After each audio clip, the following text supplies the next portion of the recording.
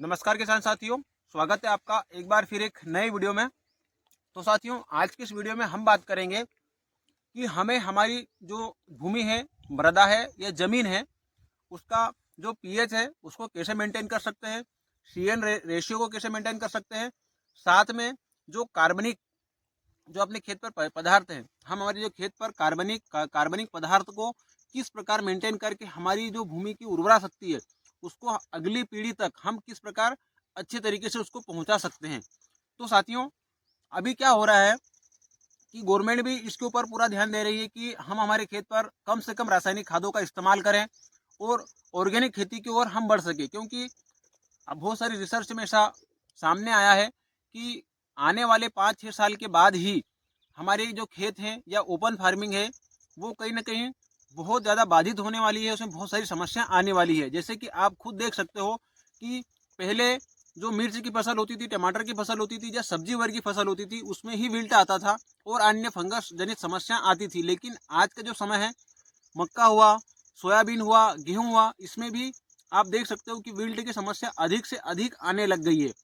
तो साथियों, इस चीज़ को देखते हुए हमने आज ये निर्णय लिया है कि हम आपको बताएं कि जो कंपनियां आपको ऑर्गेनिक खाद के नाम पर लूट रही है या फिर उसमें कुछ भी भर के दे रही है, या फिर आप ये कहें कि 100 किलो कार्बनिक खाद के तौर पर आपको 1-2% के तौर पर वो आपको देकर किस प्रकार लूट रही है, तो हम आज आपको बताएंगे कि आप अपने घर पर ही बिना किसी खर्च के किस प्रकार ऑर्गेनिक खाद तैयार कर सकते हो और अपनी मृदा को जो ये आने वाली जो समस्या है इनसे बचा सकते हो। साथ में ज़्यादा ज़्यादा खर्च भी नहीं करना पड़ेगा। कम से कम खर्च में आप अपनी भूमि की जो उर्वरा शक्ति है उसको मेंटेन करके रख सकते हो और आने वाली पीढ़ियों के को भी आप बिल्कुल उपजाऊ भूमि दे सकते हो। तो साथियों, ये वीडियो आपके लिए बहुत इन्फॉर्मेटिव होगा, साथ में आपके लिए बहुत ज़्यादा इम्पोर्टेंट भी है, इसलिए इस वीडियो को स्किप थोड़ा सा भी नहीं करना है। अगर आप चैनल को सब्सक्राइब नहीं करोगे तब भी चल जाएगा, लाइक नहीं करोगे तब भी चल जाएगा, लेकिन आप वीडियो को अंत तक देखना,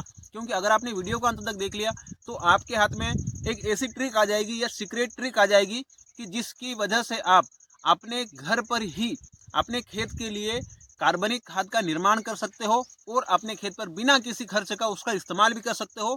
और जो आने वाले टाइम में जो संभावनाएं जताई जा रही है कि हमारी फसल या फिर हमारी भूमि आने वाले समय में कृषि योग्य नहीं रहेगी, इस समस्या से आप बच सकते हो। तो साथियों, बिना किसी देरी के अपन वीडियो की शुरुआत करते हैं, लेकिन उससे पहले मैं आपसे फिर से रिक्वेस्ट करूंगा कि वीडियो को थोड़ा सा भी स्किप मत करना, आपके लिए बहुत ही इंपॉर्टेंट है। मैं आपसे आप यह कह सकते हो कि हमारी भूमि को बचाने के लिए एक मिशन के तौर पर ये वीडियो है।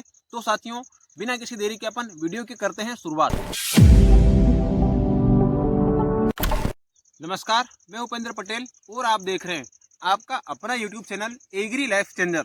तो जैसे कि साथियों, मैंने आपको शुरुआत में बताया कि मैं आज की इस वीडियो में आपको बताऊंगा कि आप ऑर्गेनिक कार्बन किस प्रकार अपने घर पर ही उत्पादन कर सकते हो और उसको अपने खेत पर इस्तेमाल कर सकते हो।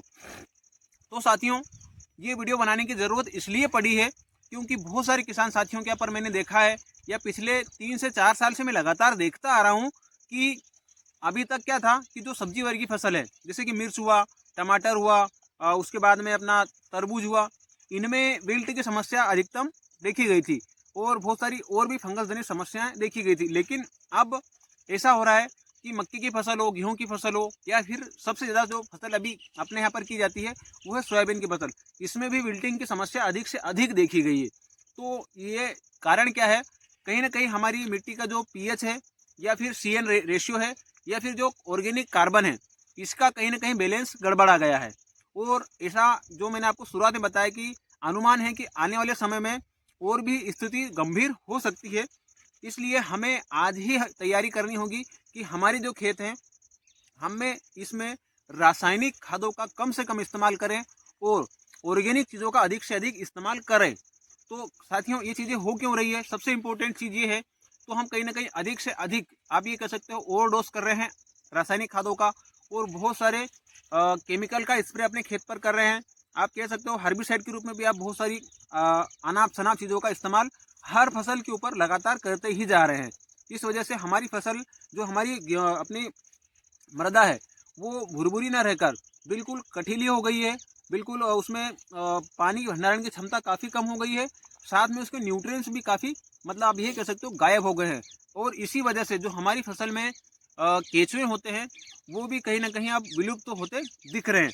तो हमें अब क्या करना चाहिए कि जिस वजह से हमारी जो भूमि है उसकी उर्वरा शक्ति वैसी की वैसी बनी भी रहे और हमारी आने वाली पीढ़ियों को भी हम उपजाऊ भूमि देकर जा सकें। तो साथियों, इसके लिए हमें खुद को कदम उठाना होगा और खुद ही हमें इसका जिम्मा लेना होगा, क्योंकि हम एकदम से रासायनिक खाद से कार्बनिक खाद के ऊपर या फिर ऑर्गेनिक खाद के ऊपर नहीं आ सकते हैं। जैसे कि आप सभी जानते हो कि आप एक बोरी डीएपी का इस्तेमाल कर रहे हो तो एक बोरी डीएपी ले लें। मैंने आप इसके ऊपर एक डेडिकेटेड वीडियो बनाया है कि आप एक बोरी डीएपी से किस प्रकार अपने घर पर ही 4 बोरी डीएपी के बराबर एक बोरी से ही खाद तैयार कर सकते हो। तो ऐसी चीज़ें अगर आप अपने यहाँ पर अभी से इस्तेमाल करने चालू कर दोगे तो फिर आपकी ये जो स्थिति है ये ज़्यादा गंभीर नहीं होगी। हम बात करते हैं कि ऑर्गेनिक कार्बन हम किस प्रकार अपने घर पर तैयार कर सकते हैं। तो साथियों, अभी तक आपको किसी ने अगर थोड़ा सा भी ज्ञान दे दिया या आपने कहीं से देख लिया या किसी भी तरीके से आपके दिमाग में ये चीज़ आ गई है कि हमें हमारे खेत पर ऑर्गेनिक कार्बन का इस्तेमाल करना है, हमारे खेत पर डालना है, तो आप तुरंत दुकानदार के पास पहुंच जाते हो। लेकिन आपको 50 किलो की बोरी हाथ में थमा दी जाती है, लेकिन आपने कभी देखा है कि उस बोरी में मात्र 2% से लगाकर 15% एक मैक्सिमम 20% कार्बन रहता है। 50 किलो में अगर 20% भी रहा तो आपका वो कितना हुआ? तो 5 किलो से 10 किलो कार्बन मात्र अपने खेत पर आता है। लेकिन हमारी भूमि की उर्वरा शक्ति सही से बनाए रखने के लिए, पीएच मेंटेन करने के लिए, सीएन मेंटेन करने के लिए हमें टनों में कार्बनिक खाद की आवश्यकता पड़ती है। तो आप 10-20 किलो से तो कुछ होना नहीं है। तो हमें जो हमारी भूमि की रिक्वायरमेंट है इसकी पूर्ति हम कैसे कर सकते हैं। अब बात करते हैं कि बहुत सारे लोग या बहुत सारे दुकानदार या फिर जिनकी जो कंपनी वाले लोग हैं या फिर आप ये कहें जो केचुए की खाद बना रहे हैं वो आपको सलाह दे देंगे कि आप केचुए की खाद या वर्मी कंपोस्ट का अपने खेत पर इस्तेमाल कर लीजिए। लेकिन साथियों, कहीं ना कहीं उसमें भी वो ऑर्गेनिक कार्बन पर्याप्त नहीं होता है और फिर भी आप अगर उसका भी इस्तेमाल करते हो तो कितना कर सकते हो? प्रति एकड़ पर 1-8 टन का इस्तेमाल अपने खेत पर कर सकते हो। लेकिन हमें, अगर मैं आपको कहूँ कि आप बहुत कम खर्च में या फिर कहें जीरो खर्च में ये सारी चीज़ें अपने घर पर ही उपलब्ध करवा सकते हो और टनों में इसका अपने खेत पर खाद बना सकते हो, तो कैसी बात रहेगी? आप मुझे कमेंट सेक्शन में ज़रूर बता देना कि अगर आप ये करते हो तो फिर आपके लिए कितनी अच्छी चीज़ हो सकती है। तो साथियों, अब बात करते हैं कि हमें ये कार्बनिक खाद है ये बनाना कैसे है। तो साथियों, सब बहुत सिंपल चीज़ है। अगर आपने वर्मी कंपोस्ट बनते हुए देखा हो या फिर आप अपने खेत पर तैयार कर रहे हो तो हमें वर्मी कंपोस्ट वाली ही विधि अपनानी है। पहले मिट्टी डाल देनी है, उसके ऊपर हमें गोबर की खाद डालनी है, उसके ऊपर फिर हमें और मिट्टी डाल देनी है, या फिर आप ये कह सकते हो कि अलग अलग प्रकार की मिट्टी उसके ऊपर डाल सकते हो और उसके अंदर जो गोबर वाली लेयर है उसमें हम केचुए छोड़ देते हैं। तो ये हो जाती है अपनी कहते हैं कंपोस्ट खाद। अब हमें इसको प्योर कार्बनिक खाद या ऑर्गेनिक कार्बन कैसे बनाना है, इसके लिए हमें करना क्या है साथियों?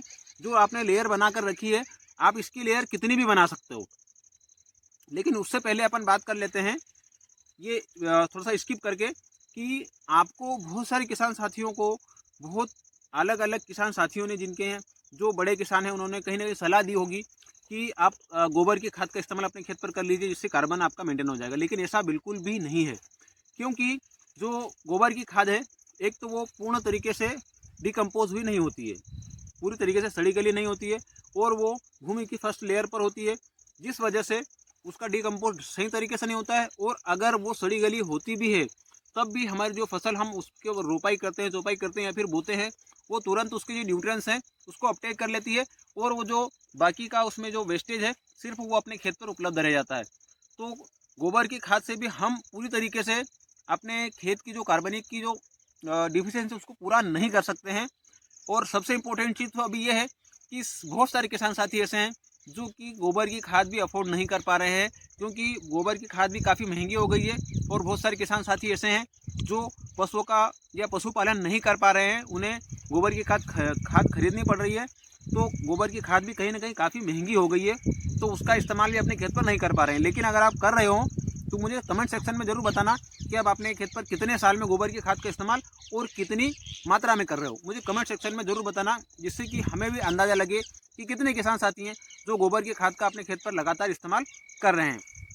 अब बात करते हैं कि जो हमने बेड बनाया है और ऑर्गेनिक कंपोस्ट वाला, उसमें हमें क्या चीज़ें ऐड कर देनी चाहिए जिससे कि हमें हमारा जो ऑर्गेनिक कार्बन है वो पूरी तरीके से तैयार हो सके। तो इसमें हमें जो ट्राइकोडर्मा होता है, जो जीवाणु होते हैं, जो अपने किसान के हित वाले जीवाणु होते हैं या किसान की हित वाली जो फंगस है, उसका हमें उसके ऊपर स्प्रे करना है। अब स्प्रे करना कैसे है, तो जैसे अपन ने बेड बना लिया है पूरा, जो हमारी जितनी भी लेयर हैं उसके ऊपर हम कहीं ना कहीं नेट बिछा देते हैं या उसको कवर करने के लिए कुछ भी उसके ऊपर जरूर डालते हैं। तो हम समय समय पर उसके ऊपर पानी भी डालते हैं। तो पानी डालने से पहले हमें जो हमारा ट्राइकोडर्मा है, सूडोमोनास है, केपीएस है, केएसबी है, पीएसबी है, ये जो है अपने जीवाणु, सूक्ष्म जीवाणु, इनका स्प्रे हमें एक ही बार करना है। आप यह अधिकतम 2 बार कर सकते हो। जैसे अपन ने अपना बेड तैयार कर लिया, बना लिया है, उसमें केचुए छोड़ दिए हैं, 2 से 4 दिन हो गए, उसके बाद में हमें लगातार 2 बार स्प्रे करना है ऊपर से और पानी चला देना है। स्प्रे करना है ऊपर से और फिर पानी चला देना है। इसके बाद हमें इसको आराम से ढक के रख देना है। तो आप देखोगे कि जो आपका ऑर्गेनिक खाद था, आप ये कह सकते हो जो कंपोस्ट खाद था, वो आपका पूर्ण तरीके से कार्बनिक या ऑर्गेनिक कार्बन में तब्दील हो जाएगा। और उसका अगर अपने खेत पर आप वो इस्तेमाल करोगे तो फिर आपको अपनी भूमि में एक अलग ही ऊर्जा नज़र आएगी। इसलिए इसका इस्तेमाल हमें करना है साथियों। अब बात करते हैं कि हमें ये चीज़ें कितने दिन में या कब कब करनी चाहिए। तो साथियों, आप इसका इस्तेमाल अपने खेत पर कभी भी, किसी भी टाइम, कोई से भी सीजन में इसका इस्तेमाल आसानी से कर सकते हो और बहुत कम खर्च में अपने घर ही आप ये जो ऑर्गेनिक कार्बन है इसको तैयार कर सकते हो। तो साथियों, जो भी किसान साथी, जो भी किसान, अब मैं ये कहना चाह रहा हूँ कि प्रत्येक किसान को ये विधि अपने खेत पर ज़रूर अपनानी चाहिए और अपने खेत पर ऑर्गेनिक कार्बन का रेशियो बढ़ाना चाहिए। अब बात करते हैं कि जो अपन ऑर्गेनिक कार्बन खाद डाल रहे हैं, इससे कार्बन का रेशियो तो मेंटेन हो सकता है, लेकिन जो CN, तो N मतलब नाइट्रोजन का रेशियो, हम किस प्रकार अपने खेत पर ऑर्गेनिक तरीके से मेंटेन कर सकते हैं। तो यह जो आपका ऑर्गेनिक खाद या ऑर्गेनिक कार्बन तैयार हुआ है, इसमें ही आपका नाइट्रोजन भी पर्याप्त मात्रा में आ जाएगा। वो कैसे, कि जो आपने केचुए छोड़े हैं उनका जो मूत्र होता है या यीस्ट होता है, वेस्ट उसका, उसमें नाइट्रोजन की भरपूर मात्रा होती है, जो कि जो आपने ऑर्गेनिक कार्बन तैयार किया है उसमें बराबर 10% जिसमें कार्बन है तो 1% जरूर उसमें नाइट्रोजन आपको मिल जाएगा।